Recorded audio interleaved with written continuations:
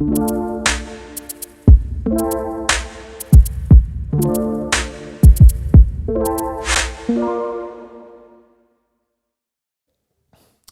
everybody, and welcome back to another episode of BCS Community Connections. Today on the podcast, I have none other than Mrs. Lissa Meza, and Lissa is the owner, operator of LM2 Business Solutions, LLC. We'll put that on there. So just in case it gets tied into anything else. And so Lissa's business is a virtual kind of CFO business? Strategic bookkeeping and accounting services. Yeah, so definitely we have not had that on the show yet. So it's going to be an interesting conversation because we're going to talk about a lot of things, not just the business, but we're going to also talk about things, upcoming tax seasons and things like that. Now, it's really possible that by the time we listen to this, because we're recording here in January, it's possible that we're going to be right up against tax season.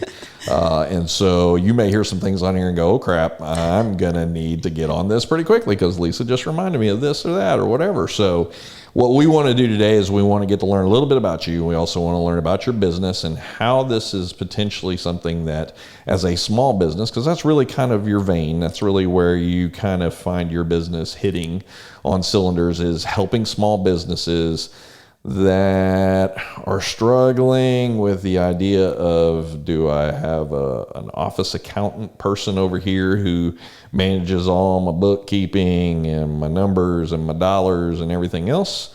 Or is this something that I can be assisted on virtually, which probably people will find surprisingly easy in transition because they may already have this idea in their head of going, I got to have that person. They have to physically be on site. And you're going to talk about where your business kind of comes to meet that. And maybe even in some cases saves people money in the process of being able to use your service. So let's start with a little bit about you and let's talk about your background. Tell me where you're born, grew up, what brought you here to College Station, all that good stuff. So I'll let you start. Sure, thanks. Well, thanks for having me. Absolutely. Really appreciate it.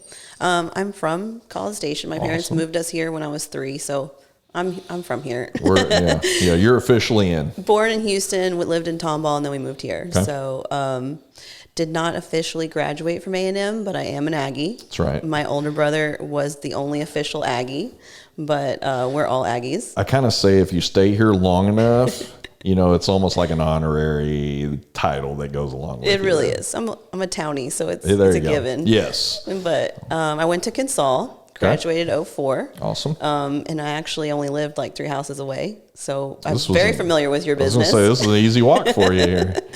Yeah, and I have 2 older brothers. We were big into sports, so made a lot of great connections through sports growing up. And looking back, that's like my favorite thing, is that we used to just go play outside all the time, go to all these tournaments, and you just don't see that enough anymore. Yeah, especially in a 2020 COVID year, for sure. Especially in COVID year. Yeah, no, it's definitely, sports is one of those avenues that creates a village. Mm-hmm. Or, I mean, really, especially if you're playing it. I mean, it's one thing to go and watch it. It's a whole other thing to be directly involved in it, and there's a camaraderie that's built along with, you say, this is my team. It's really, these are my people, right? Mm-hmm. I mean, they become, did you play specific sports, or your brothers play specific sports in high school? Yes. Well, when we were really young, we pretty much played all of them except soccer and volleyball. I was terrible at. But testing the waters. Yeah, I was really good at baseball and track. So Coach Geezy put me in cross country when I was like 9. And I'm only, to give you an idea of how tall I am, I'm only 5'3" right now. So as a 9-year-old, I was probably only a foot. Yeah. And he was like, yeah, just go run with the long distance group today. And I'm like, what? Yeah. It turned out I was really good at it. Oh, ran awesome. in 6-minute flat in that week. So even at my best points of my highest athletic career, I don't think I could have pulled that off. So it was I really enjoyed cross country as opposed to track, though. Track kind of got boring as a long distance runner. You're just running in a circle. Just keep going. Cross country, like, we're running through these trees and through this area here. A lot more scenery, things to look at, But I really enjoyed it. It gives me a lot of peace. I wish I had time to do it as much as I did back then. But baseball I really loved, but eventually had to transition to softball. Got it. I really appreciated the generations after me that did transition female into like mostly male dominant sports in high school level, because when I was there, it was really hard to do that. I did have a couple of friends that were successful in getting in those sports, and I was really proud of them for that, because I wish I had done it. Trailblazers. Yeah. Right? So let's talk about post-high school. College? Yes. Okay. I started at Blinn, saved some money. Yeah. Nothing wrong with that. Yeah. There's many a people that are listening to this podcast that can relate to that story. No, Blinn was great because it was a perfect transition from high school to college. Right. Especially with scheduling. And I was working full-time, going to college, and then went to Sam Houston State for an art degree. Yeah, Bearcats. I was going to say, I should know this. My niece graduated from there, so. So every day that I went to class, though, I had an Aggie shirt on, even on the orange out days on Fridays. Eat them up. Kick 'em. My friends gave me a lot of crap for that, but I mean, that's my whole closet. Like you said, man, townie, honorary, Yeah, people think I exaggerate, but A&M stuff is my closet. Unless it's business attire, it's all Aggie stuff. Wearing it today, representing. But yeah, so I went for an art degree there, fine arts and photography, and I commuted Monday through Friday, working 2 full-time jobs here in town. I was married back then, so I had a lot of responsibilities, and I was super young. It definitely taught me the importance of schedules and appointments more than anything. But I don't regret it. I had a lot of fun doing it. I also took marketing classes as part of my degree, so I did travel into that realm. As I was working full-time jobs, I started transitioning towards numbers. Math was always my strongest class. Right. I always enjoyed math. I thought it was super easy. I really liked doing it. And my uncle is a CPA actually in Houston, and he's been a CPA since I was a baby. Yeah. And my dad he worked with St. Joe's in the financial department as well, so he was on the CFO department. Girl, this is in your blood. Yeah, and my mom is a software developer, so she's a bit of a nerd, and I'm a bit of a nerd. So it was really kind of foreseen, but not yet. So I was in the sales and marketing realm for a few years, and just started helping my friends that had side jobs, side hustles, sole proprietors. Yeah. And I just started helping them get their accounting in order so that they didn't feel so overwhelmed. Yeah. I mean, listen, 2020 might be the biggest side hustle year ever, so I think people can relate to that, especially with everything that's going on in this past year. So you come out of college, you gotten your degree. What do you go do after that? Well, I got divorced. That probably wasn't on the plans. No, but it was necessary. Okay. It was necessary. All right. And then I ended up having my son a couple years later. All right. So I was a single mom when he was 2 until he was about 5.5. So my family was rock solid. I'm very close with my family, Awesome. and they helped me all the way through it. I mean, I don't know where I would be without their support. Yeah. And the village is always critical, right? Yes, very much so. And he was the first grandbaby, so he was spoiled rotten. Oh, man. Yeah, so he loves it. Yeah. He got his first cousin a couple years ago. She's now 2. I can't believe it. And he loves her. She adores him. She thinks he's the coolest thing ever. She'll just stare at him, just moving around the room. Nice. That doesn't change until she's like 13 or yeah, whatever. Then yeah. It's not cool anymore or something. So. But so then I had my son, and I just, was hitting the ground running, trying to make ends meet and trying to support us and still give him a good life, and not such a hardship life, trying to teach him like this is what it could be. Sure. So. Well, I mean, he's got a front row seat to it, right? Yeah. I mean, this really kind of becomes, you're doing it for yourself, but the reality of that is you're building this little human that's going to be a citizen that, you want to make sure that you're creating the human that you're putting out there is good in character, but also hardworking and sees the value of what it is that you've done. Yes. I was raised by a single mom, and so I kind of get the idea of, seeing the struggle, and having a better appreciation for the struggle. I really tell people I did a disservice to my mom as a teenager because I didn't fully comprehend the struggle, right? I'm kind of in the middle of it. I knew we were poor. I mean, that was pretty simple. My friends were all doing things that we couldn't afford to do. I mean, that was an easy thing to figure out. You know, Kmart was really good at helping provide layaways for clothes for school and things like that. But it wasn't until later on in life, my appreciation of getting to fully understand the work ethic, and also the ability to support a kid that was trying to eat her out of house and home on, I think at her high point when I was there, $6.25 an hour. I mean, pretty crazy, right? Yeah. I mean, and you think about you're providing shelter and all of this other stuff, and yeah, it's a greater appreciation. So I'm sure that long term for you, that appreciation will definitely come into play. So jobs, odd things that you were doing along those times, were most of those in the corporate world? Were most of those Definitely focused on corporate world. Okay. A lot of administrative jobs where I was doing kind of bookkeeping to an extent, and marketing and sales. Yeah. So those were the most common jobs that I had after college. And so a lot of that, and because you were talking about marketing in school, but a lot of that was really kind of fine tuning and honing where you're at now. Right. So let's walk to the evolution of LM2. I get LM. You know what that's at? 2? So my son's initials are the same as mine. Okay. So it's 2 of us. Okay. All right. That makes perfect sense. I mean, you had me at LM. I was like, there's going to be a reason this 2's in here. I haven't figured it out, but we'll find out on the podcast He's today. my mini-me. That's it, man. Awesome. So it's already named for him to take over and run one day. I like it. So walk me through the evolution of LM2 and how you decide to kind of jump out of the office world into your own created office world where it's your business, you're the entrepreneur, you're killing it, dragging it home, everything that you're doing. I want you to walk me through how that came to light and how that thought process happened for this to materialize. Okay. So I'll be honest, I was not entirely happy at my day jobs. I found that I was more happy helping my friends, and I was doing it completely for free. I was not charging them anything to help them out. Nonprofit organization, Yeah, put a I was cross over the business there or whatever. I just was doing them a favor. You know, I knew that they were overwhelmed and just wanted to help them out, and I had time, so why not? Yeah.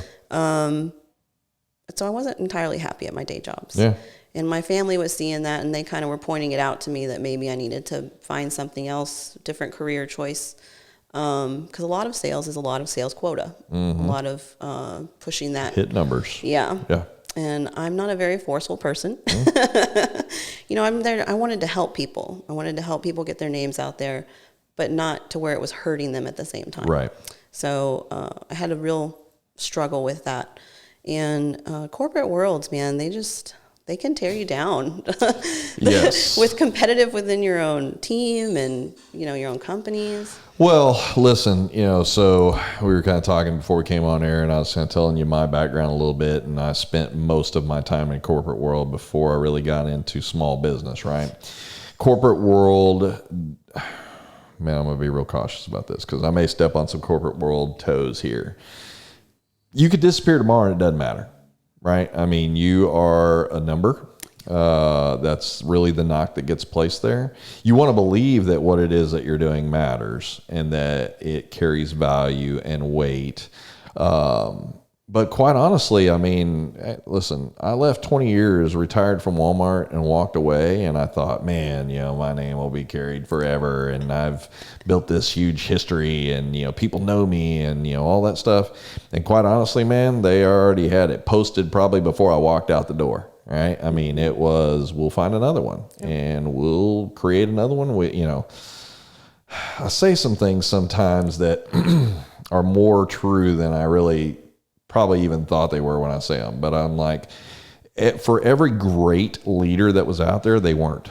Yeah. I mean, that's really kind of I mean, they're built, right? I mean, there are people who have stuff in their DNA and their personality types and things like that match up well. But quite honestly, I mean, you don't start as a CEO at a business unless you start the business and title yourself a CEO. So in the corporate world, that does not happen. In the corporate world, you have to work your way up. You know, I think the thing that I hated most about the corporate world was politics.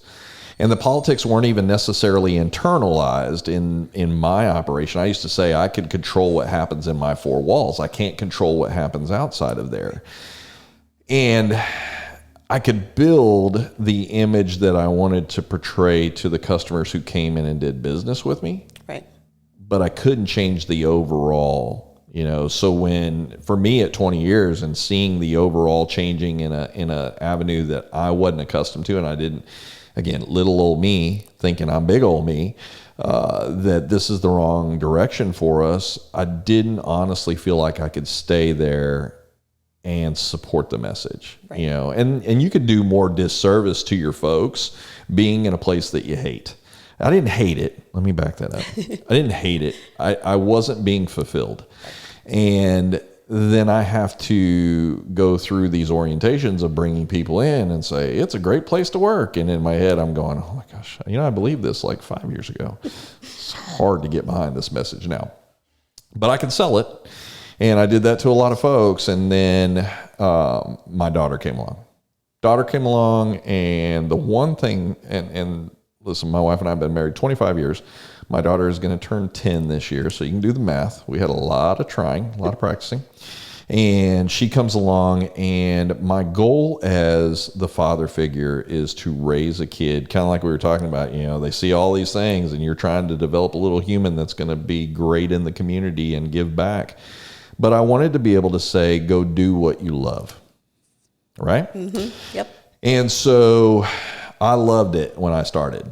And I started pushing baskets. I started all the way at the bottom. I've cleaned many restrooms, many Walmart restrooms. Have you been in a Walmart restroom? Yeah. Walgreens. Yeah. And so, but the idea for me was I was passionate about it. I loved it. It's what got me into leadership. It's what moved me through the ranks. And I got to a rank that I was sitting there as a store manager going, okay, my next step would be district manager. But then I realized once I step outside of these four walls, this becomes politics. This is not just what I'm doing. This is really having to fine tune who I say what to and, yes or no sirs. And gosh, that sounds terrible to say when I sit here on it and I say, that just wasn't me. Sam Walton believed that everybody goes by first names. I would get company in my store and I'd call regionals, divisionals, people that were really high up in our company by their first name. And I can remember one of my old bosses who may be listening to this one time say, you need to call them by their last name. And I can remember specifically looking at him saying, if this company was founded on that, we'd all have last names on our name tag. And we don't. We have first names. And that's who I am. Don't like it? Tough. This is who I am. And it wasn't to buck that, but it was for me cultural. And I wanted that intact. I wanted to have the idea that if Sam ever showed up in my store, that it was, yes, I understood as Mr. Walton. It is the guy. Right. But it's Sam. That's what he's got on his name tag. And I want him to call me Lowell. I don't want to be Mr. Lyle or any of this other crap. I want that to be relational, right? I want there to, and I think Sam understood that. But also there was changes and transitions in that culture. We started bringing people in from other companies, and they tried to make Walmart into Target and, just JCPenney's. And these are the greatest marketers ever. And you could see the transition in the company moving away from what it was. Right. And so when I looked at it and really was faced with the idea of being able to tell my daughter, go do what it is that you love doing, and realizing that I didn't love what I was doing, it was time. And so, and really walking away from it, not really knowing, I've been so out of touch with loving what I was doing. Where do I go next to really love what I was doing? But I knew that people was a part of that. That was probably, if not anything, I won't say I was the best retail manager by any stretch of the means, but I would put myself up against any retail manager about taking care of my folks. And I was brutally honest with people, but I was loyal and honest and all of those things that kind of come to the forefront of what you're looking for in a leader, not somebody to candy coat things. And so that became really kind of the legacy in what I pushed forward to. So I could totally relate to your corporate world, right? And so you're not happy doing what you're doing. Your family now notices it. Yeah, my dad raised us to, work hard. Hispanic traditional ethic is that you work your way up. Yep. You put in the time, you put in the extra effort, and someone will recognize you for it at some point. Sure. But unfortunately, what I was learning the hard way is it didn't really happen that way for me. Politics. Yeah, this is a lot of politics. And so once they started recognizing, and I was actually getting physically ill at some point, and so that was kind of my wake-up call of I needed to change something. So I was lucky enough to find a local group. It was Women Entrepreneurs of BCS. And they had, huge shout out to them, because I would not have started my company without them. They were so encouraging for me to start this business that I did not have the mindset without them. My family is very much being a single mom, they were all about having a stable job to support my son. And that's how kind of my family was in general. But so they weren't entirely behind the idea of me starting my own business without any kind of real savings or, so. What do you think there was the thought of there's all this structure and safety and security behind big business? Most of it was health benefits, I mean, making sure that my son had benefits in case something happened.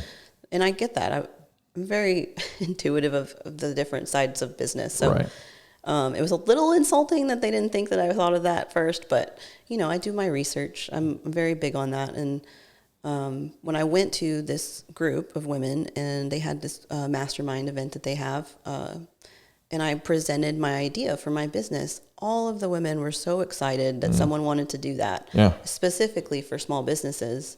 And where your sounding board before that was like, maybe. Mija, that's not what we need to be doing. They're like, maybe, but maybe you could do that as a side job, see where it goes. I get that. But I knew going in that if I was going to do it, I needed to do it full force, because that's my personality. And I really wanted to do it right. And doing it as a side job is really difficult if you're trying to take on more than one person as a client. You just time-wise alone.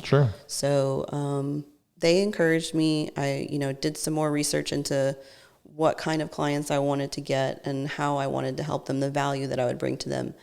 My business model was always to be virtual so that I could help more people and I could easily grow my team, my staff. Yeah, you weren't pigeonholed to Bryan College Station or whatever. You could go all 50 anywhere. States. Even international if I wanted to. I mean, so the barrier's taken down from you, and if not anything, we go back to 2020 and we learn a lot of stuff can be done virtually that people figured needed an office and a person and all of those things. Like it had to be an in-person job.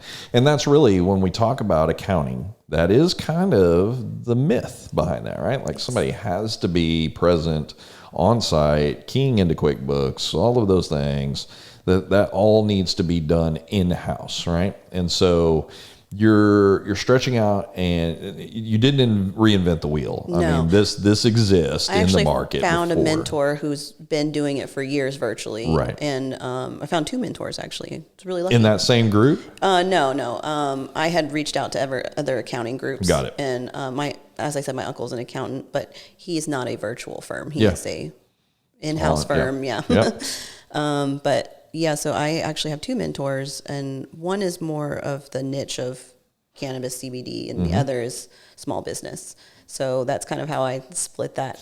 Well, listen, but both of those serving a different purpose to the same cause, right? Like we were talking before we came on air about cannabis and CBD and, hemp and all that other kind of stuff. And that is a growing trend, right? It's not going to go away. It's going to get bigger. It's going to eventually wash through, and it's going to become just a part of everyday life for a lot of folks in the United States in general. It's just slow to get there, right? But, and we'll talk on this a little bit later, but this creates, again, its own problems, right? So while it is growing market and everything else, it also is experimental. Yeah. Side eye from the government over there, So one of the things that I want to step back a little bit and retouch on what you said, because I think it's valuable. And I know Sam had put this up on his Facebook page where we had talked about, he'd had coffee with somebody and they were talking about, they didn't want to talk about their business because they've been laughed at, I saw that post. Or that it, I'm kind of embarrassed about it because everything that I've heard from the people that I have shared that interest with has been met with, oh, that's not going to work, right? And so I need people to kind of step back and hear your story, because when you're saying, look, my own family here is like, yeah, we want this for you, but we want security before we want anything else, right? And this is secure, and this is you killing it and dragging it home, and the discouragement behind that, because the thought process I'm sure that you had when you said, this is what I want to do, would be met at that road with, yes, we're excited for you, right? Mm-hmm. But also identifying that words carry power. Yes. Right? Especially from people that you respect, yes, and people who are influential in your life. But what I thought was really more powerful than that is the fact that your reaffirmment into your choice here is shored up by people that you've never met. Yes. Right? Yes. But people who, to an extent, not necessarily with what it is that you were trying to get into, but people who have been there, done that. I remember being you, right? Like, you're talking about all these entrepreneurs, women specifically, that are sitting out there going, yes, yes, but they're not looking at it from the idea of you need security. They're looking at it from, this is girl power 100%, and we can do it just as well, if not better. Yep. And then you got these people that are reaffirming what it is that you can do. And now all of a sudden you're like, man, this is positive. This can work. They are telling me that this is something that is a need. But these are also women that are doing that every day. They're entrepreneurs. They're living their dream. They're following the passions that they have. Yep. And so that networking, that mentorship, all of those things that you needed all come to roost. And then you go, I'm pulling the trigger. Yes. Right? So you decide to start up LM2 in February? Officially started in February. Yep. First client was at the end of January. Okay. So you're kind of shoring that up and getting your clients kind of in line and everything else. And we all know what happened in March of 2020. So here you are moving kind of in line, ready to launch. You're starting to get your client base intact and everything else. Then COVID hits. Right? And so when you're going out and you're talking to customers before COVID, I don't want to tell you to give me your sales pitch, but I mean, you're having to convince small business owners in most cases that their Dallas Ship put this great. He said, it's not what you do. You're not promoting what you do. Right. You're meeting a need. So you have to, in sales, you have to say, here's where I see your need is at, and here's what I can do to meet that need, right? So were those needs initially when you got in the market and started talking to people, were those people who, are they overwhelmed in their business? Like they started up and they're like, forgot about the accounting part. This was the part I hate. Yeah, definitely. I definitely quickly saw a lot of prospects that I spoke with just trying to wear all the hats. Yeah. They started their business knowing they'd have to, but then things get put on the back burner at some point. And you're only one person. Right. So, a lot of the meetings I had were, well, I planned on doing that. I was going to get to it. I mean, I kind of know what my numbers are. I kind of know what we're at, so it was always a guessing game, it seemed like, for people. And I wanted to help them be more confident in their numbers so that they knew where they were at, but also they knew where they needed help. Especially during COVID time, applying for loans, applying for assistance, you needed to know your numbers, or you weren't going to get a loan. Yeah, it's not just like, hey, I need PPP, and they just cut you a check. Yeah, right? Yeah, it doesn't work that way. So it really was trying to help with not only letting them learn the system of where their books should be on a normal basis every month. Some people didn't know even how to reconcile accounts. They just started their business and they did what they did, and they kind of thought they knew what reconcile meant. Mm-hmm. When we talked, I learned that they don't know what reconciling means. Reconcile means take money, take it to the bank, put it in there. Yeah. Done. Oh, okay, there it is. Check. Yeah, got it. Yeah, it doesn't quite work that way in the business world. And a lot of people have misconceptions of how to categorize those transactions. Right. So that causes issues if you're going to apply for a loan and you said you used all the supplies, but not all the supplies qualifies as, cost of goods. Right. So, it changes per industry too. So And some people don't know how many taxes that they're supposed to be paying either. Yeah. Well, and if that business starts up that it's you, Right. and you are the small business, Right. then you really don't think about a whole lot of that. You're just like, listen, man, it's me, payroll tax, all that kind of other stuff. That's all out the window, man. I don't have to worry about all that. Insurance, man, I'm it. I don't have to provide insurance. I'll use cash that's income. Advertising, all that other kind of stuff. I got a great social media over here. I'll handle all this, So, but then in the process, they've walked through like, I need computers, I need TVs, I need a place, I need all of this stuff, but haven't taken any of that into consideration for what that's going to look like on tax purpose basis, right? Start this business up, probably have a lot of stuff that they can claim, and yet it just completely goes by the wayside because they just chalk that up as this Expense. is what it, this is my expense to start in business. I mean, What's a fixed asset? I don't know. No, I mean, listen, I didn't go to school for this. I'm really good at this. Right. And that's what you find in those small businesses that are 1, 2, 3 people is you got somebody who had a vision, started it up, is really good at this part of the operation doing. Right. And then all the other stuff now comes to the forefront of like, oh, crap, that's right. I do have to do that. And I haven't really thought about a software program. I haven't really, I put everything, I take it out of the drawer. I put it into the bank. I can tell you what that deposit looked like. But they haven't looked at all the other little things that are underlying in there. They haven't, I get a bill from my utilities and I threw it in a file cabinet over there and there's a whole bunch of those. And here's my telephone bill and here's my internet bill and all this other stuff. And it's just like, I'm sure you've probably, much like anybody who walks in to clean up something is like, open the drawer and you're, oh, okay, this is a dumpster fire that we're going to have to sort out. So, but I actually prefer the box of receipts because some people don't keep receipts at all. Yeah. I can go back on my credit card and find all those for you. I mean, so you're in the world of rising up to meet a need that probably wasn't seen at the time that business started, or that business has grown so much that maybe the initial, I can do all this. And then it became something more than they thought. Now you're adding bodies. Now all of a sudden I went from 5 to 50. Now all of a sudden I've got to provide insurance and all these things that kind of flow in with small business, and payroll taxes and stuff that just becomes it really, to the small business owner that's handling that or trying to handle that themselves, it's the headache. Yeah.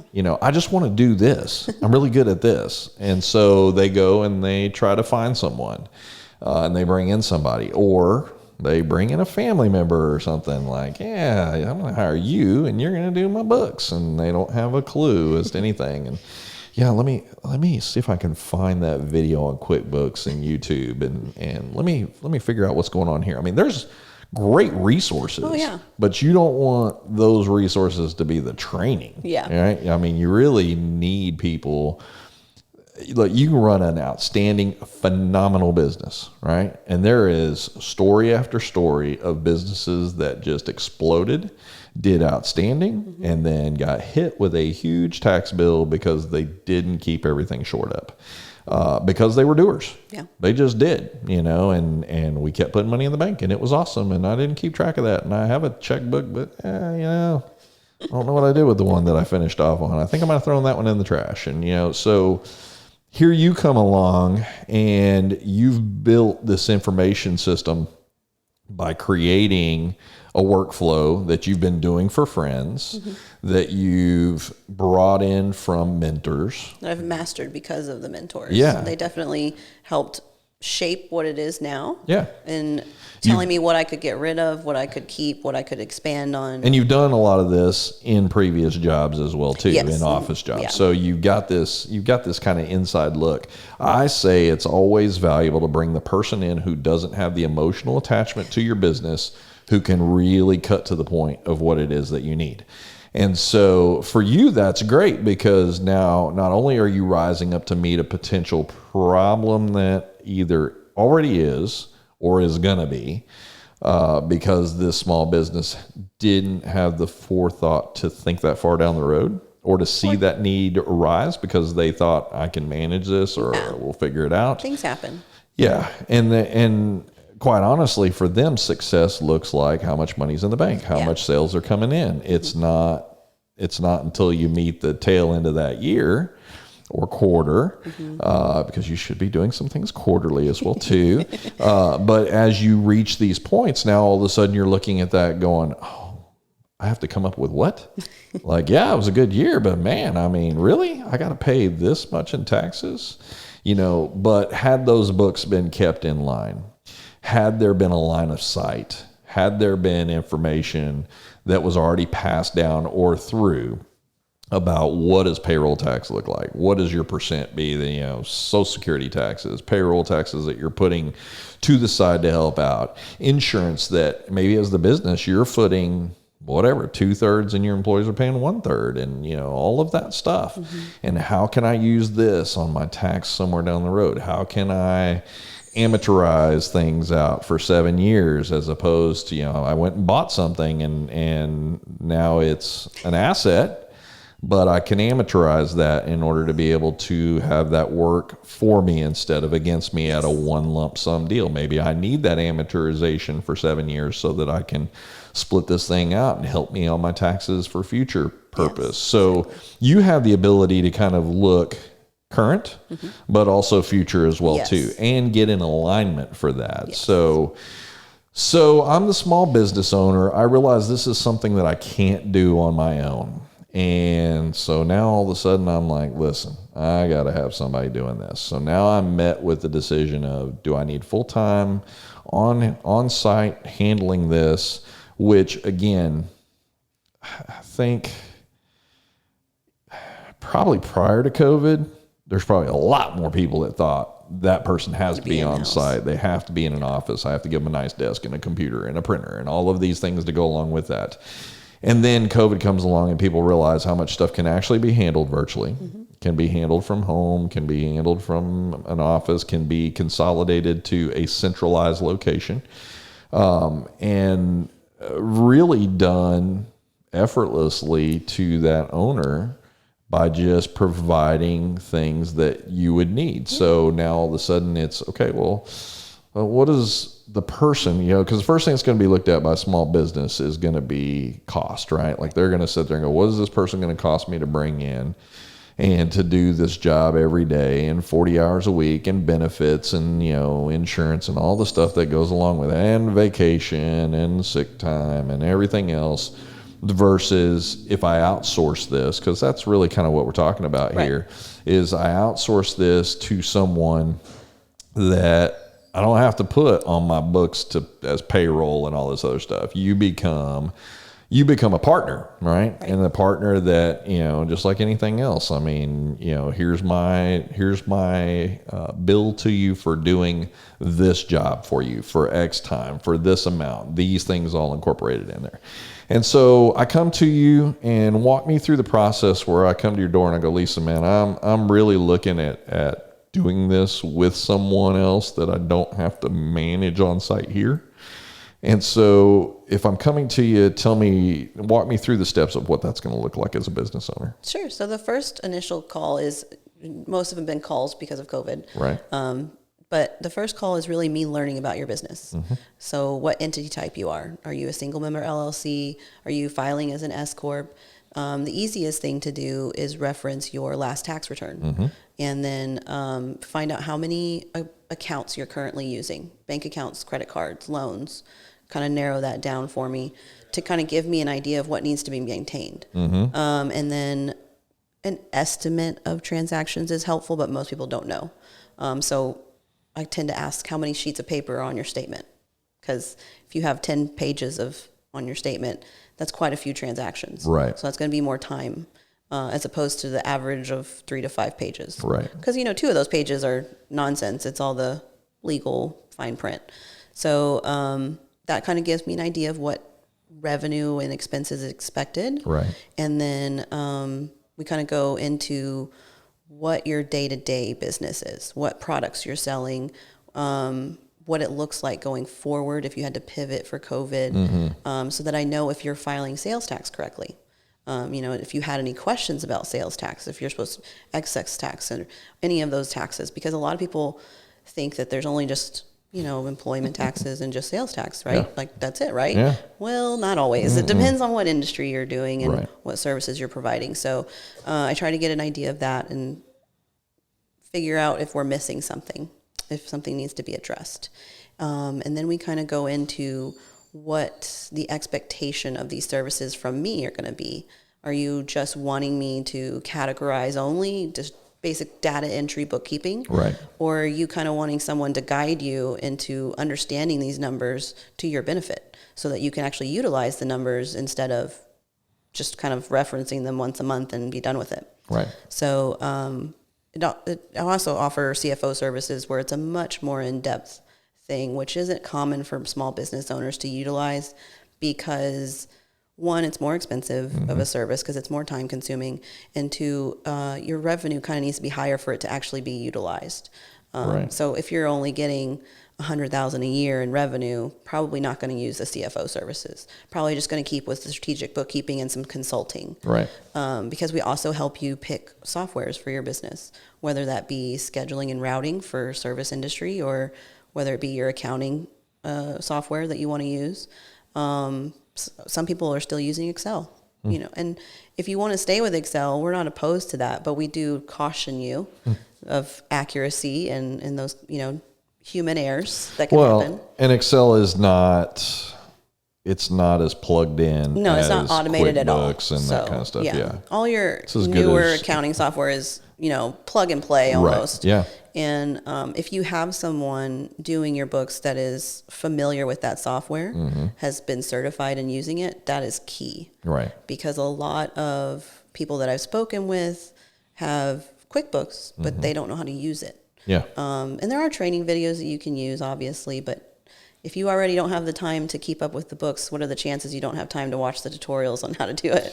Yeah. Well, and setting up proper accounts for where things get classified into. Right. And that's all of just those going to things. tell you how to use the features. Yeah. It's not going to tell you, It doesn't. okay, that expense needs to be cost of goods sold, Yeah. not, office supplies. Yeah. So These are things that people train in. These Yes. are things that they have experience in, that they've done for a long period of time. And so you get the ability to kind of come in and say, okay, here's what I can do for you. And you get to kind of pick this level of involvement, I guess, is maybe kind of a good word to put in on that. Like, we can do it from just consulting, where it's like, listen, I don't have to be a part of this. I can kind of be that not emotionally bought into your business deal and really kind of give you a line of sight from outside in, looking at, here's some potential pitfalls that are coming your way, or here's some things that you're doing really well, and here's some things that need to be shored up, and there's some opportunity that I can help you with that if that needs. Or, now, do you offer the ability, if you come in as consulting, to help train? yes. Okay. Yeah. So that is part of the consulting. If you want to be trained on how to properly do your books yourself, that's an option. Right. Or if you want me to just review on a quarterly basis or monthly basis, I always suggest monthly, but some prefer quarterly. We do try to work with budgets, obviously. We're not trying to put you out of business. We're just trying to help you grow your business. Yeah. And we don't want to make it worse for you. Yeah. We're truly there just to help you. And I think what most misconception about bookkeepers, quote unquote, is their data entry. But that is what old bookkeeper status was. Right. Current, in today's technology and today's world, current bookkeepers, especially if they're strategic bookkeepers, are more involved than just categorizing your transactions. They're trying to categorize them correctly so that your tax return is going to be benefiting you as much as possible. Yeah. So- the more murky that is, like the more, let's say the more generalized, yes. the more generalized your bookkeeping is, the harder it's going to be to unravel that Yes. when it comes to tax time, because there are going to be specific things. If I take my taxes and I run to HRR Block and I'm like, yeah, I'll have them do my taxes, I'm going to sit this stuff down, I'm probably going to get asked a bunch of questions that I probably am not going to have the answer to, because a person who's sitting down and dealing with taxes, CPA, they're trained and certified to look at certain things, and kind of the same deal you're talking about, like what kind of business are you and what vein are you in, so that I can figure out, oh, listen, here's some new deductions. Here's some things that are going to take place for you. Here's some ways in 2020 COVID time to be able to claim some stuff that you couldn't claim in 2019. Yeah. Or here's some charges that, are going to potentially hit the forefront that maybe you may not be aware of. We talked about PPP, idle loans, grant money, things like that some small businesses took advantage of. And we were, prior to coming on air, we were talking about PPP money as a good example. PPP money came down, and people are in small businesses looked at PPP money as this is really business saving money for me. And I've heard on the horizon it's coming, right? It's like waiting for the big arrival. And then it shows up, and it's got stipulations attached to it. Like, you couldn't just bring it in, although you heard about people in the industry that brought it in and, hey man, I got a new Lamborghini out of this deal. It was specifically supposed to be spent in certain categories, and it had to be documented. Right. And people who weren't listening didn't have good valued accounting backsides to help and to identify some of those things. Then all of a sudden found themselves like, oh, wait a minute, man, I couldn't use that money to pay my pool off at the house. Listen, man, that's kind of a business expense. I pay for it with my salary. You're also looking at that and going, okay, I don't want to have to pay things back that don't qualify. Right. So like when we touched it, it was almost like it was radioactive, right? Yes. Like it comes to the deal and it's like, okay. I think that was for everybody. Yeah, really. let's document everything. Like, if we spend it on this, document this. If we spend it on this, document this. What can we? What can't we? And we're bouncing. It wasn't like the documentation was just clear as day either. You had to dig, you had to interpret. There were things that changed in the process. Like, at first this wasn't allowed, and then month and a half in, there's enough squawking here that, okay, it is allowed. Yeah. And so... And if you read on your loan that you signed, it said something about capital being required. Yeah. Which they, not a lot of people either paid attention or whatever have you. And it made a lot of people nervous after the fact. Yeah. Because then it's like, wait, I couldn't sell that? Like, I thought it was mine. Like... Well, if it was considered capital and the SBA considered it capital when you took out the loan, you were supposed to get prior approval to sell it. Right. So, Well, yeah, because things are transitioning in that process. I got a PPP loan over here. My business is shrinking. I need to get rid of this machine. Right. But that machine is a part of the capital that I use to secure their decision to provide that loan to me. And it's really about reading the fine print. Yeah. Because not everybody had capital under SBA's rules. Correct. So, yes, you could have potentially sold it without any issues. Right. But there was also a chance that you would have issues. Yeah, listen, I can remember right out of the gate, the PPP, the first thing that I remember being attached to that is you couldn't let any of your people go, and they all had to be back by this date. Yes. That's how it started. Yes. And it was like, this money needs to be spent on bringing those people back. Okay, yeah. But I got to have business to bring those people back. And so as a business, you're looking at it going, that's great. And then you notice, like, when we started coming up to the date, and then all of a sudden here comes the change. Okay, it's not really June 30th. Now it's going to be whatever, October. It's going to move. It's going to transition down. And they extended it out. Right. And now it can be used not only here, but you can use it here, here, and here. Because you had businesses that had this thing sitting in the bank. They had people that were furloughed. They had no business coming in, so they didn't have a reason to bring a person back. You're not sitting there going, listen, I'm not going to burn this money on a person to come sit at a desk doing nothing.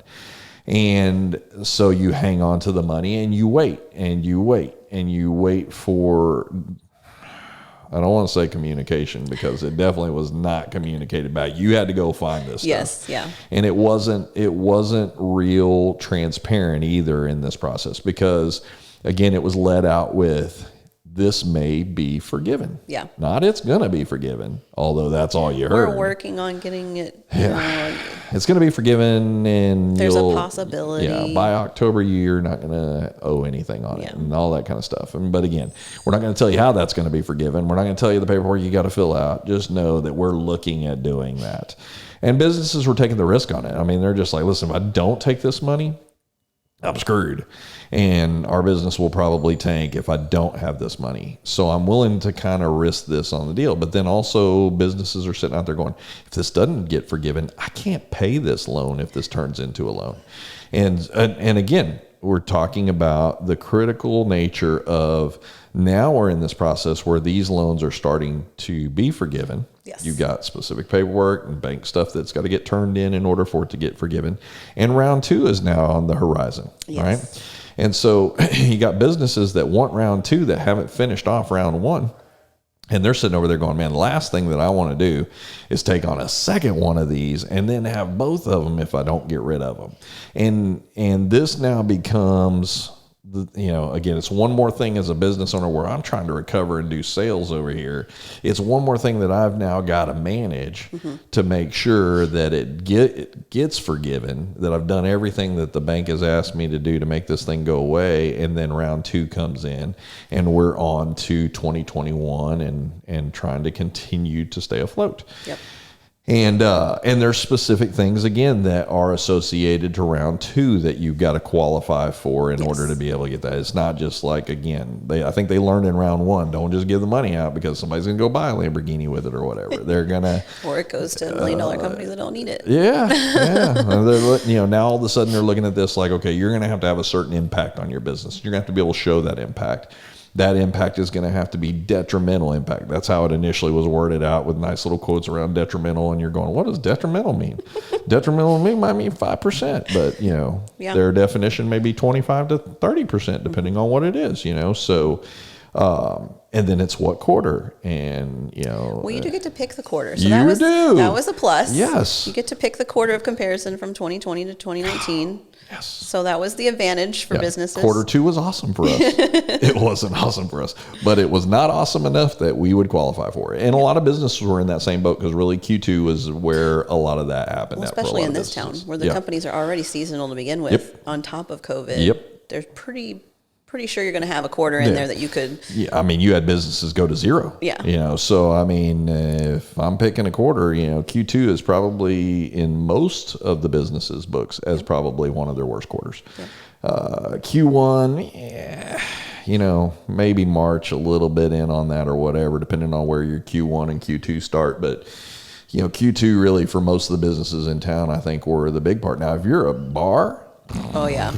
Just pick a quarter, I mean, they're all probably in that same boat, I mean, it's not good, but these are things that as they become available, they're shoring up things that they didn't do in the first round of it.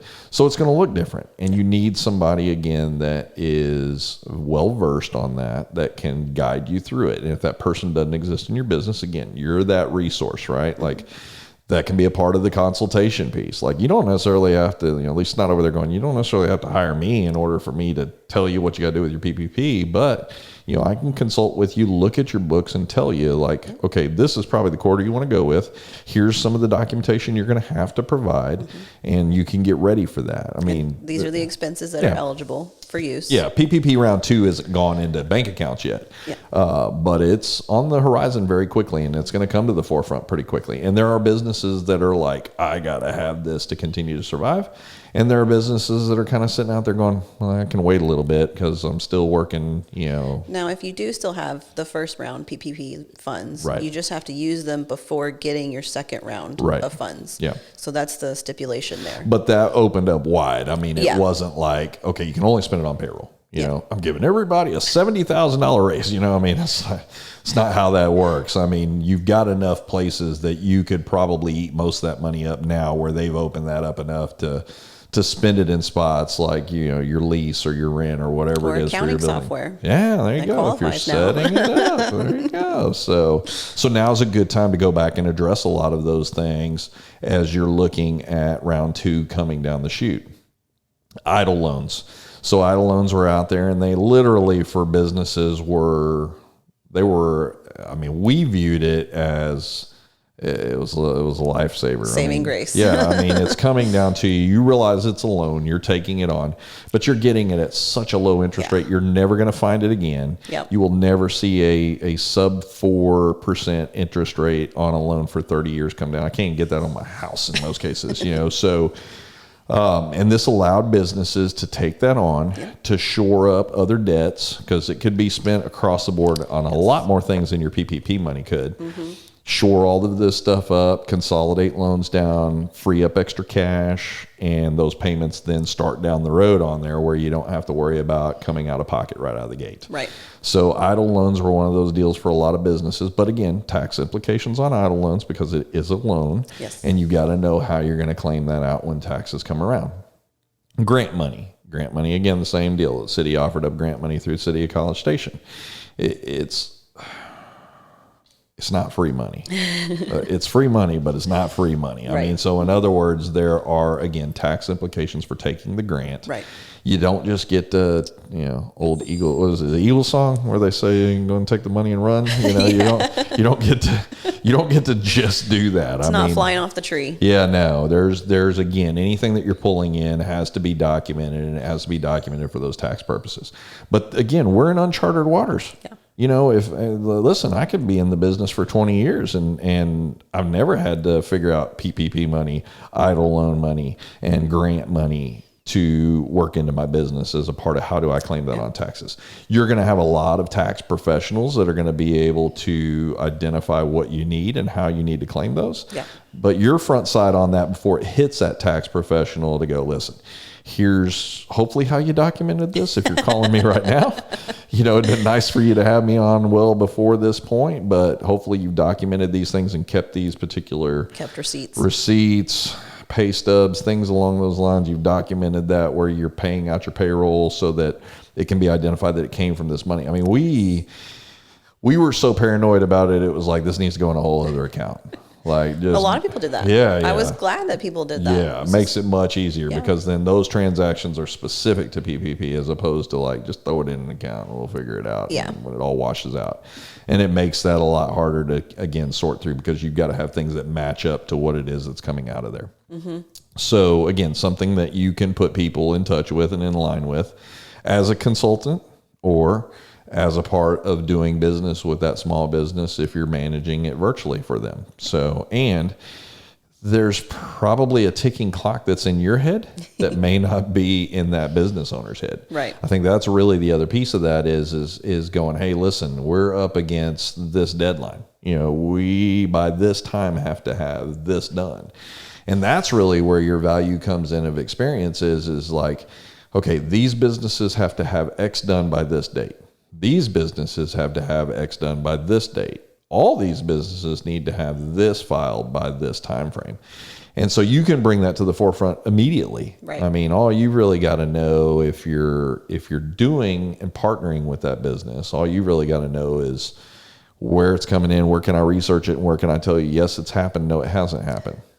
Consulting is maybe I have that person, that person's no longer with me, and now all of a sudden I'm thrown to the wolves. Like I've never done that job. Not really sure if I remember what that was for. Yeah. I get that a lot. Well, they said that happened. They said they did those things. I mean, so now it becomes, okay, let me help you find out. Let me walk into this part of your business and help you identify whether the things you've been told really are or are not. Yeah. And then if they are, great. Here's some of the things that I'll recommend. If they're not, let's start working towards getting that done. And here's some of the things you can do. And I can help you with that. Right. Or you can do it. And I'll still be a consultant over here for you if you need any questions answered. So virtual accounting is, again, it's not new. It's not something that just recently popped up here in 2020, but it is one of those things that I'm sure if we could go back and look at the timeline for it, it probably grew a lot in 2020. You probably had a lot in that industry, probably boomed when you had people who, again, were forced to reduce expenses within their environments.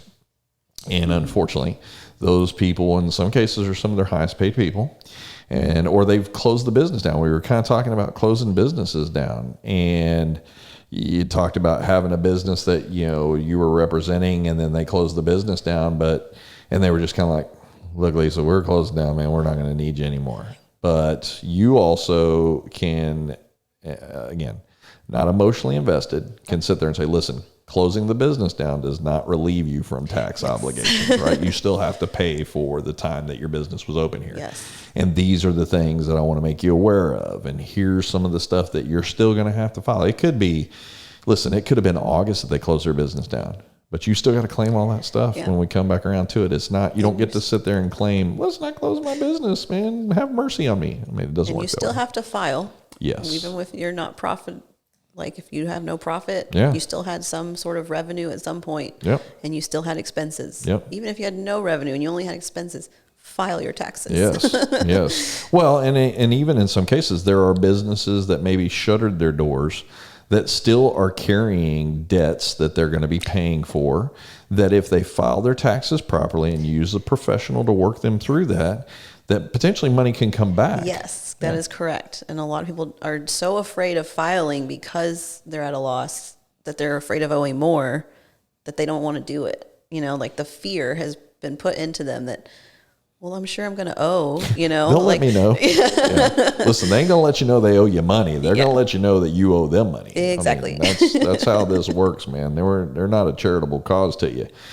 And so, yeah, and so is it worth the value for you to say, okay, look, there may be $20,000, $30,000 on the table here, and your investment into me, Lissa, to come into your operation to help you potentially recover that or recoup that so that you can use that to alleviate some of those debts that are still sitting and lingering with your name on them, and not, you know, because not everything goes away with bankruptcy and stuff like that. I mean, you don't just get to walk away and say, it was a good time. Peace out, man. Leave that debt there. So, I mean, there's some stuff that doesn't get to be written off that way. And so, but there's also the opportunity that the government will look at some things and will be, I don't want to say more lenient, but we'll definitely look at some opportunities because they know they're going to have thousands, if not hundreds of thousands of businesses that shuttered their door in 2020. For sure. And so they don't just get to go back and go, let's go hammer these guys for more money, because those companies no longer exist. Now, they are going to get theirs. Yeah. And if you didn't give them theirs, they're coming for it.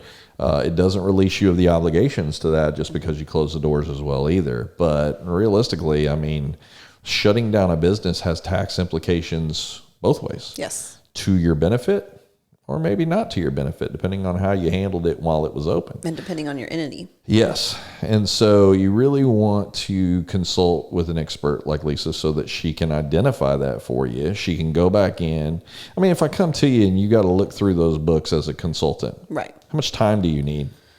It really just depends. It depends on how long they've been in business, how up to date the books are. A lot of let's assume you walk into a good situation. Okay. Right? Let's say that the business is closed down, but now you no longer have that accounting person in place because the business is closed down. Right. But I, the owner, am coming to you going, listen, I'm going to have to use you as a consultant to kind of identify what we did or didn't do. What do you think on average that's going to look like?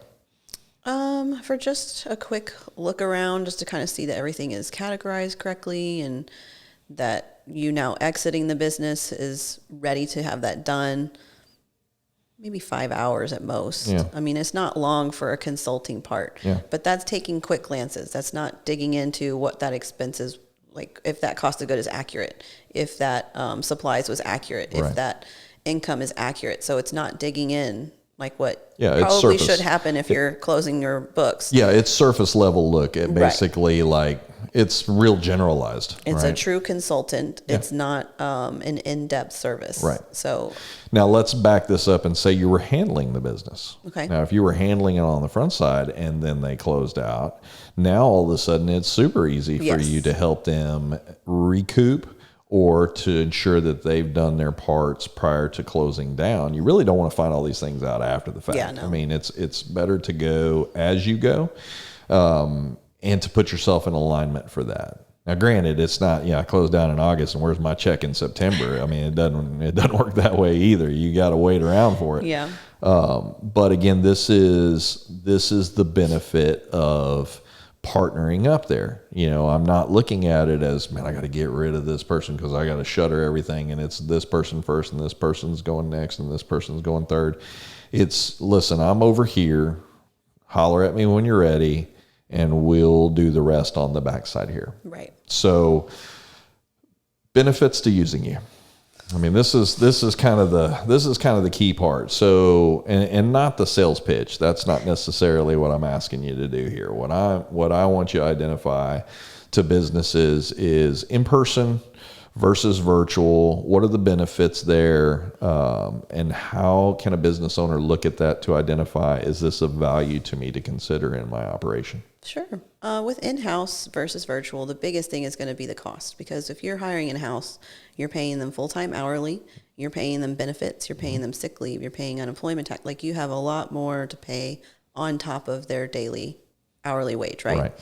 If you're virtual, what we try to do is monthly packages, so it's already cutting that cost to a fraction. Right. And, we break out what services are going to be included in that monthly cost so that you understand and you have expectations of what's going to be done on a monthly basis.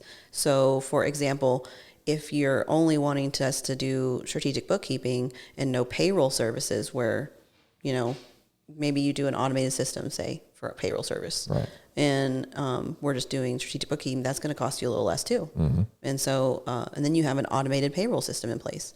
Or you could utilize us for payroll services, a little more than a monthly cost, but still cheaper than having someone in-house. Right. And we're more efficient because we know what we're doing. It's not someone that you're having to train. It's not someone that you have to send off for training.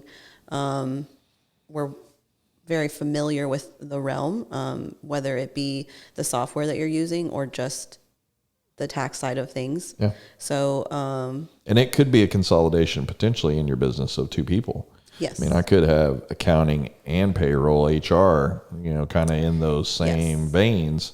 Accounts receivable, accounts payable, that can all be handled by us as well. Right. So yeah, we can do it all, or we can do it in pieces.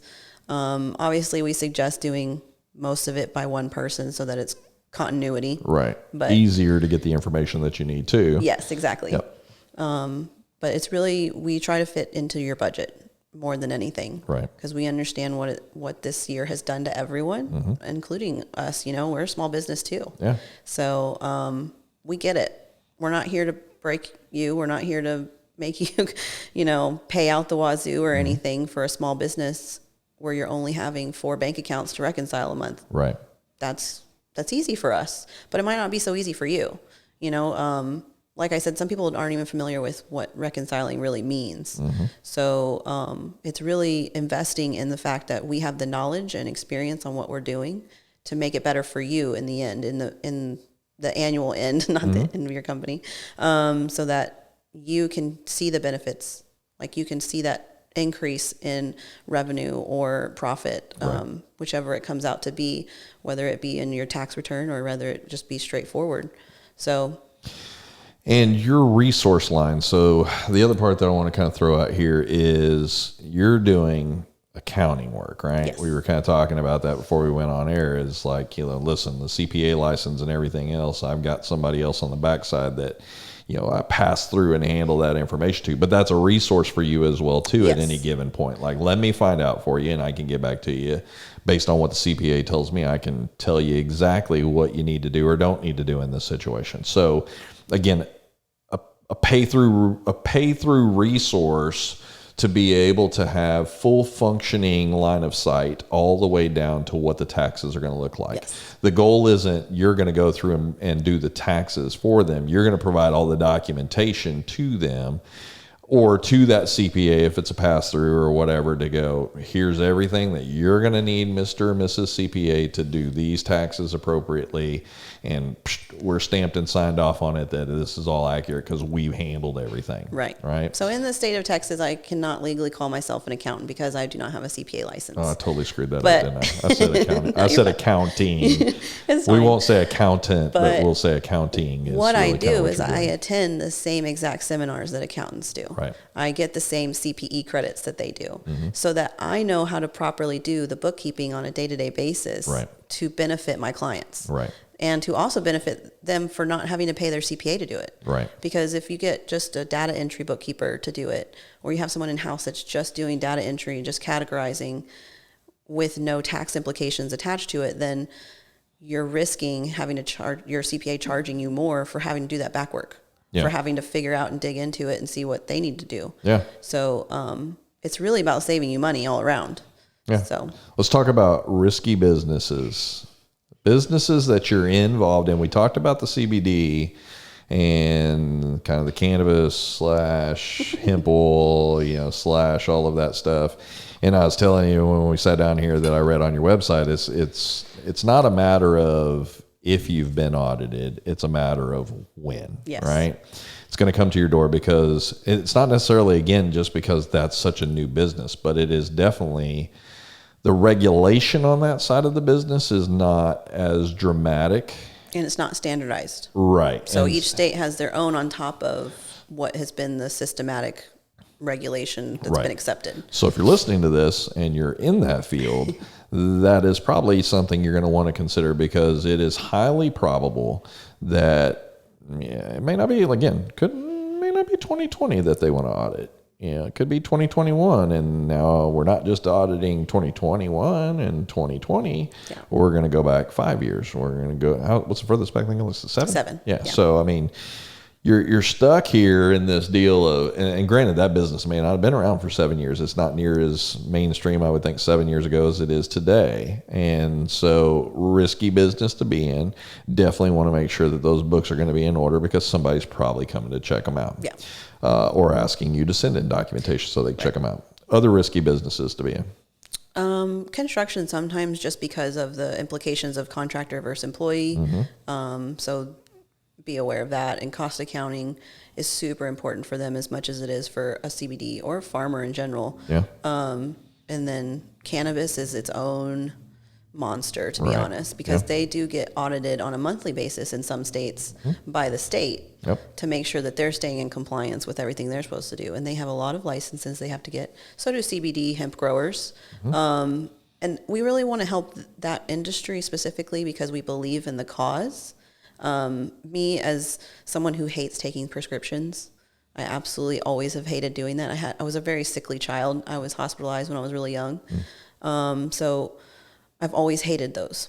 And anytime I was prescribed anything, I really didn't like taking it. I rarely ever took it. Right. And so once CBD started coming around and kind of, I wouldn't say healing, but like helping with those ailments and those aches and those, those pains that I would constantly have, really saw the value in it and kind of looked past all the politics of it.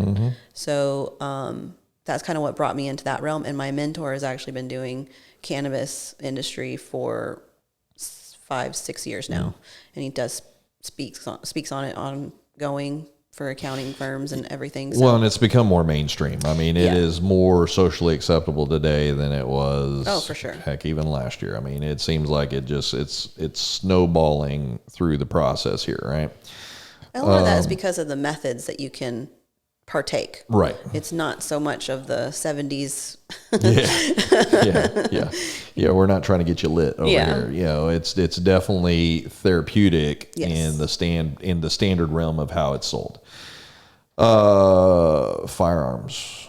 Yes. So I don't currently have any firearm companies, but they do need to be aware that with the way that politics have shifted, and those laws might be changing. We'll see how that goes. Yeah. So one of the things I try to stay away from is national politics on the podcast. But let's be honest here. Factual. More firearm sales probably happened in 2020 than any other year prior then. Definitely. And so knowing that, because listen, there were lines of people. I mean, I rolled past a local firearm shop here in town. There was a line out the door. And so the current administration, maybe not a big deal. New coming administration, it will be a big deal. Probably going to be a big deal. Yeah. Alcohol? I would say that they need to be careful of sales tax in 2021. That is shifting in 2021.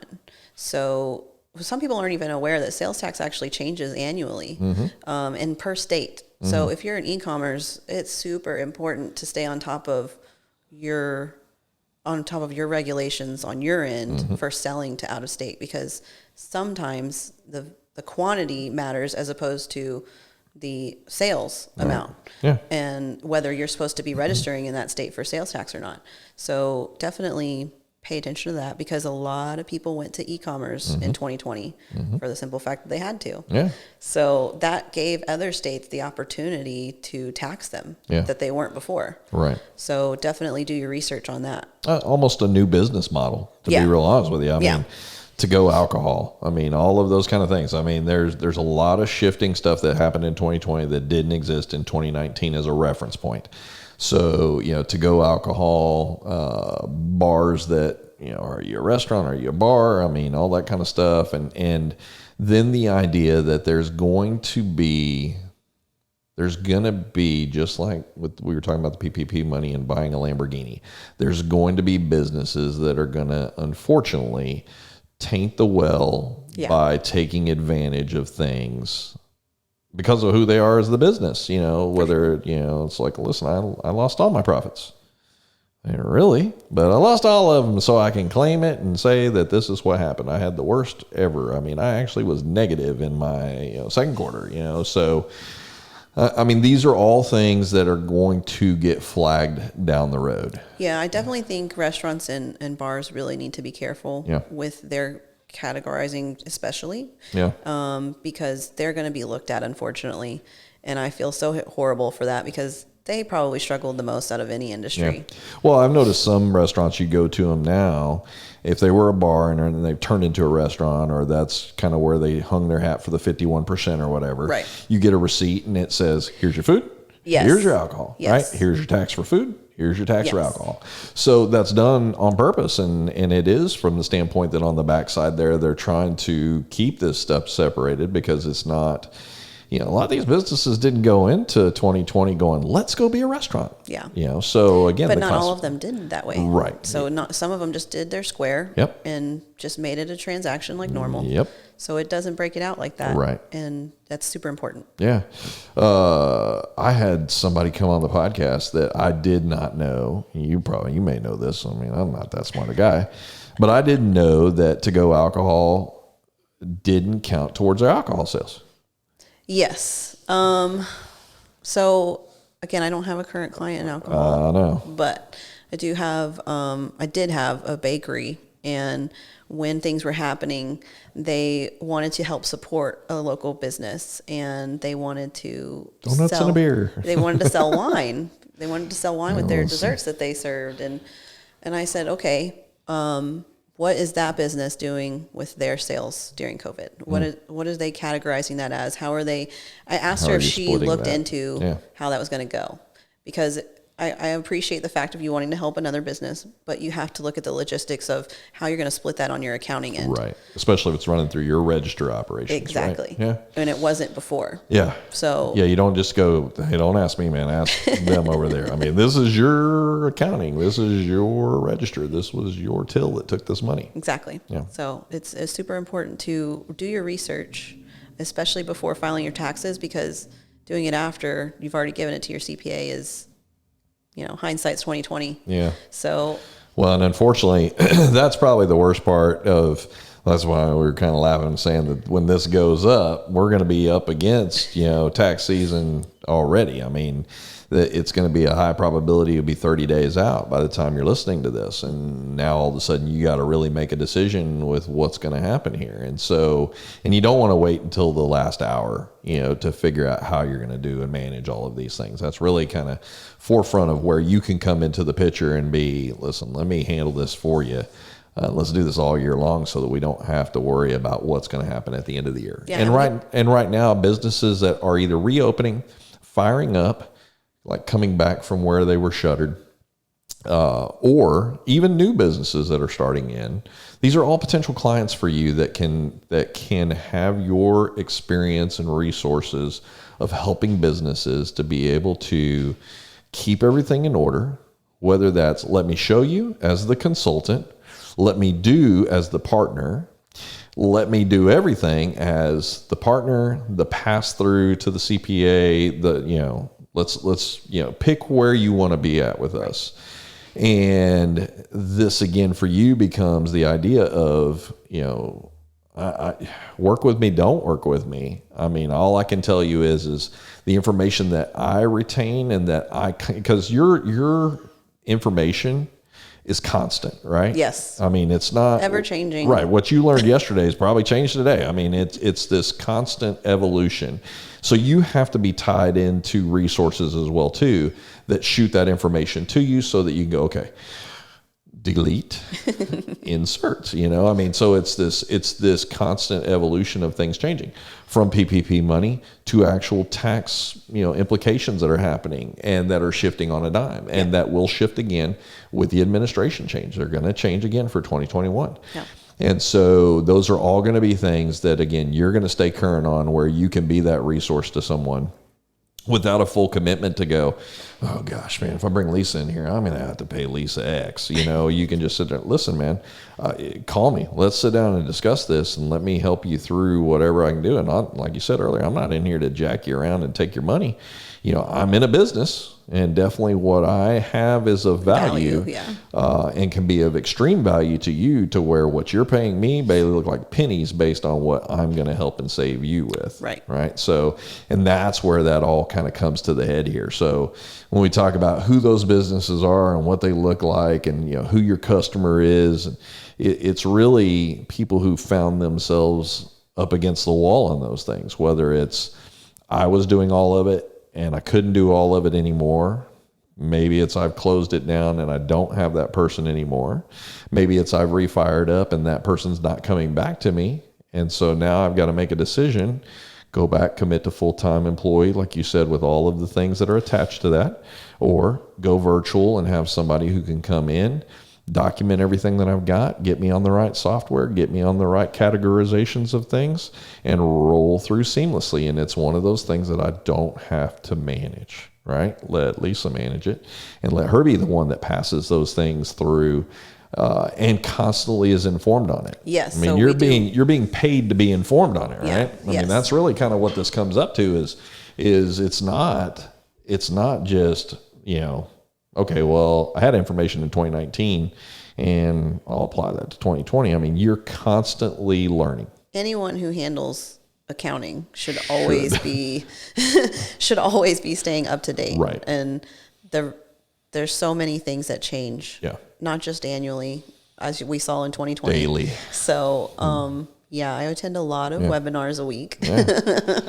Talk to it. We were talking about the PPP and the banker. Talk to a banker. Things change hourly almost at a banker's level. Especially with how these loans are going to go and how they're going to be forgiven and how the next round's going to come. And again, you're trying to stay front side on all that for your clients. Mm-hmm. And so again, it's you're not just paying for service, for consulting. You're paying for the knowledge and the constant education of knowledge, the constant re-uploading of knowledge that you have to have day in and day out. Yes. Something changes, I'm on it. I got it. I have a website. I have a LinkedIn, process that this information comes directly to me so that I can identify quickly and then get in contact with my clients to say, hey, this just changed. This is what we're going to do. Because a lot of those things need to change immediately. You don't want to be paying taxes you don't need to be paying. Right. You don't want to be paying on things that aren't going to benefit you somewhere down the road either, or because the expectation has changed on it. Yep. Like we're talking, how many times has this date moved from here to here to here to here? And again, people who don't have time to manage it, don't have time to constantly keep up with it, are maybe still on old date. And so they're, oh crap, and they're scrambling to get to date. And you're like, listen, that moved. That's like in March of 2020 now, or 2021. You don't have to mess with this right now. Mm-hmm. Focus on this and let me worry about this. So that's really kind of the key point of utilizing your service is you're there, but you're not there. Yeah. And right? I schedule monthly calls so that we are keeping you up to date. We're showing you what we did. We're confirming things. Yes. Because we never want to assume. So you red flag things. Yeah. Something shows through the system and you're sitting there, this doesn't look right. Let me verify that this is accurate, right? So it's just virtually like having someone there with you that's walking you through the process, but has your best interest in mind and making sure as well that, listen, it doesn't benefit me for you to go through a challenging process here. If I'm managing your stuff, I want you at the end of everything to go, this is why I paid Lissa and LM2 to come manage my books, because this took care of everything and it was seamless for me, as opposed to Lissa did a terrible job and she never called me. I never found anything out and I had to pay taxes that I wasn't anticipating. I mean, we talked about your business being a word of mouth business, right? Yes. It's really hard to get it in front of people when it's not common. Yeah. I mean, virtual accounting, like I said, is not virtual bookkeeping. Back that up. Virtual bookkeeping is not something new, but it is not mainstream enough really that it's the first thing that pops into somebody who's running a business. They're like, I got to go get me another bookkeeper. Right. Right. And so when they can sit down again and reevaluate that, meet you, and then you go, okay, here's what I charge. Match that up against what you were paying over here, but don't forget to tack in this, and this, and just see where it's at. Yeah. I mean, I'm not here to tell you that I'm going to go cheaper than where this person was. Maybe you weren't paying your wife, daughter, or whatever. Maybe you weren't paying them squat, but you also know your value in that as well too. It's not. I hate when people come in and they're like, "Come on, man, you can't come down to here." When you know your value in the market and you know what it is that you bring to the table, then you charge appropriately to that, and you adjust appropriately to that as well too, because it's not always going to stay the same either. Right. And when I say that we adjust to your budget, there are things that get taken out of that package to make that adjustment. Yeah. So you lose a little bit of value, so to speak, you lose a little bit of services. I won't say value. Yeah. But you may show that list. Yes. And then that client goes, I don't need this. Okay, well, let me get back to you. We'll reconsolidate the package and I'll get you a different price. I'm assuming that's kind of how. But if I truly believe that they do need that and they just don't think that they do, then I will explain why. Yeah. So it's not always as simple as them saying, well, I don't need that. I don't need, well, you kind of do. I'm sure there's been some conversation in that sales part of going, let me tell you why you need this. Yes. Right. But again, more information being brought to the table. Yes. So. Plus, I enjoy what I do. So that's been the huge thing. Like COVID happened. Yeah. The world collapsed. Yeah. And it's depressing and it's sad. But I've actually had the best work here ever in my life because I'm doing what I actually enjoy doing. Yeah. It doesn't feel like work. When you enjoy what it is that you're doing, you're no longer dreading what my day is going to look like and just walking through the motion. It was like you were saying, your family could identify earlier that you weren't happy doing what you're doing. But I'm sure they can probably also say the same thing now. Like, we don't want that Lissa back. Yeah. Right? Now it's a complete 180. Yeah. It's can you hire me? Yeah. Well, and that passion becomes known. Right. And then the passion speaks for itself. Word of mouth is great. But when you sit down with a client and you can talk through it and you can talk in a way that reassures, well, yeah, man. I mean, now all of a sudden, like, this is a no-brainer for a lot of companies. It's like, let's do this. Let's get together. Let's make this thing happen. Let's partner up and let me show you what I bring to the table that can help you. And then I'm in it. It's my business. I'm going out and killing it and dragging it home. Why in the world do I want to provide a terrible service to you so that you can tell other people that I provide a terrible service? I want to provide the best because this is my long-term reputation that I'm also putting on the line on this. This is where I'm signing my name on the bottom of this deal and saying, this is what you get when you're signing on with LM2. Yes, and that's why there will be staff quite soon. I like it. Before tax season for sure. So listen, is there anything else you want to talk about? Anything that you see on the horizon or things that you see are going to be of value to small businesses out there? So let's see. Let's cover a few things. With hemp, if you're a grower, so you just started in 2020, with that, you need to definitely pay attention to 471 on your tax code. That's where you're going to be doing that cost accounting so that you get the most out of it.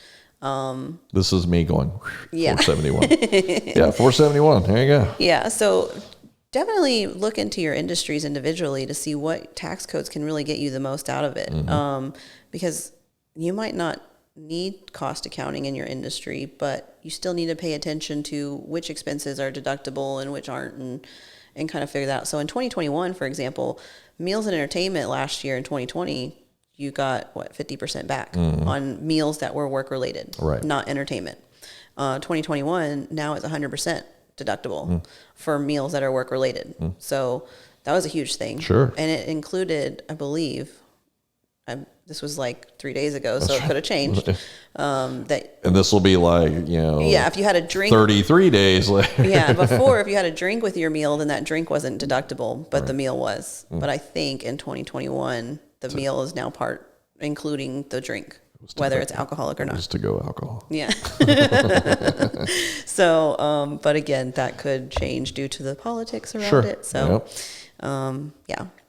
just let's see. Restaurants, man, I feel for y'all. I really do. I love eating out. I'm not a cook. So I've been doing a lot to go. And I appreciate y'all doing that. Just be aware that you need to really be detailed in your accounting, because I really don't want to hear that y'all are suffering in another way come tax season. You don't want the double kick. Really don't. Let's see, who else? I'm trying to think. Trying to help all the industries all in this one little talk. I think if not anything, let's do this. Let's make this a little bit easier. If there are people out there that want to reach back to you, they maybe have some questions, and they want to open a line of communication to you. What's the best way for them to reach back to you? Schedule an appointment through my website. Okay. So we have a button on there that says schedule a call. Yep. And hold on, the website, LM2biz.com, right? Yes, okay. Correct. LM as in Mary. I want to make sure I get that out there. Yes. Sometimes those sound like ends. LM2biz.com. Yes. So you have an opportunity on there where they can go on there and schedule a consulting appointment. Yes. And consulting is completely free for that first 15 minutes. If you think it might be a little longer than 15, go ahead and schedule the 30-minute call. No big deal. Right. Initial calls are not billable, so don't worry about that. Awesome. It's just me learning your business and seeing what I can do for you. Some free advice, right? Yeah. So great opportunity for you. If you do have questions, maybe you are in an industry either that we didn't touch in, a unique industry that's out there that, you're not certain what all has changed or whatever. It's a great opportunity to reach back, pick your brain, utilize the information that you've learned doing this over this last year, and be able to potentially partner with you and bring everything kind of full circle to where, you want, as a business owner, you want that to be something you don't have to manage. Yeah. Right? I mean, I want to go manage the shop. I want to go manage my customers. I want to do all that other stuff. You didn't start your business to do accounting, unless you're me. No, and didn't go to school for accounting either. So again, it's having experts and being able to bring people into your line of sight that can help you manage it better. If you go out and you're going to hire somebody, you're not going to go out and hire somebody for bookkeeping who doesn't have bookkeeping experience, right? You're asking for trouble, especially in this year that just passed. Unless you have the experience and you're really good at it and you're planning on training them up. But again, with the constant shift and change and all the tax laws and all this other stuff, you're probably missing stuff. Yeah, and then you're paying for them to go to the webinars and everything. You're going to have an extra added expense on top of all the other stuff of bringing that new employee on. So LM2 Business Solutions, LLC. Always throw it on there in case there's something else out there that kind of tags along with that. Lissa Meza is who you're looking for. And again, you go to her website. It's lm2biz.com. Schedule an appointment with her. She can definitely come in and consulting. Right now, consulting by phone, but if they absolutely needed to and requested, you could come on site as long as we're local here or whatever. Yeah, if you're local to here, I can definitely make a coffee visit or something. Yeah, and giving an opportunity, because you probably, in a lot of cases, you've handled business or you got enough resources behind you to be able to help that business kind of get a better line of sight of what they're asking about. So. Each of my little groups with those two mentors I mentioned previously, there's over 169 CPAs, EAs, bookkeepers, all in those groups that we constantly are attending webinars together and talking to each other. Exchanging information. Answering questions. So, well, I love that we were able to hook up through Sam's site and be able to get you in here and sit down and talk about your business that you started, this passion that you have now replicated into your business. Even when the support might not have been there at the beginning. again, more value to the idea of small businesses supporting other small businesses, entrepreneurs are supporting new entrepreneurs. You know, I've said on this podcast, I hate the idea and the statement of we're in this together. But when it comes to growing new entrepreneurs in the business and growing new small businesses, then we are in this together. Yeah. I mean, the whole purpose of bringing you in here is to promote, get you in front of folks, and then you'll pass that along as well too. And so people will be able to have a better line of sight into who Lissa is, not just what LM2 can do. I mean, that, you know, we try to put a name and face to the business so that people have a better understanding of who they're dealing with as well too. References, I'm sure that if people need references, you've got plenty to be able to give them as well too. Yes. And so these are all things that, again, if this is something that, and really some business probably listening to this that hasn't considered this as an option. So if you're looking at this as a possibility, then reach back to Lissa, let her help you out, let her be able to guide your team down a road that, man, most of us do not want to navigate as business owners, you know. So we appreciate you coming in today. Thanks for your time. I appreciate you taking time out of your valuable schedule to come sit down with us and talk about LM2. And I wish you the best of luck going into 2021. I know that, man, let's get past this thing and get businesses open back up. Yes. And I pray that they're going to be knocking on your door and just, you know, looking to find you as their resource to be able to have an avenue that, you know, again, is uncharted waters for a lot of folks right now coming out of 2020. So if you're needing help, if you're finding yourself going into tax season and, man, there's question marks all over the place and you're not real sure what to do, Lissa's your girl. Reach back to her and let her help navigate those waters for you. And, you know, listen, man, if she's giving you a 15-minute consultation and that's free of charge to you, take her up on that. I mean, there's really nothing you can say other than the idea is what is it costing you other than 15 minutes of your time? And I think you'll find that the value that she can put back into that 15 minutes of your time will pay you out long run and may even change your mind in how you're handling your business or how you need to handle your business going forward. So thanks for coming in today. Best of luck for LM2. Thank you. Appreciate you guys so much and appreciate you spending time with us today. Thank you so much for inviting me. Absolutely. Thanks, guys. We appreciate you coming in. Have a great day. Bye.